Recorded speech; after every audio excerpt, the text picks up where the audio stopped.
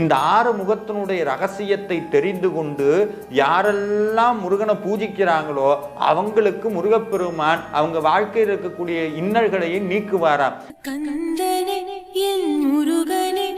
ஆறு குழந்தைகளும் அழகழகா இருக்கிறாங்க. அழகுக்கு பெயர் முருகன்.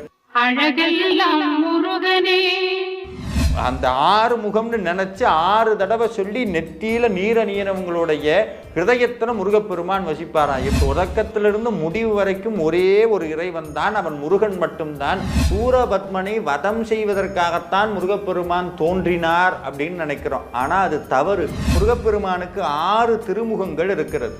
இந்த 6 திருமுகங்களினுடைய ரகசியம் என்ன? ஆறுமுகம்னு தொடங்கக்கூடிய இந்த திருப்புகளை பாடினால் அந்த கர்மவினையினுடைய வீரியம் பலம் குறையும். முருகப்பெருமானுக்கு 6 திருமுகங்கள். இது எங்கிருந்து வந்தது அப்படின்னு நம்ம தெரிஞ்சுக்கணும். அப்படின்னா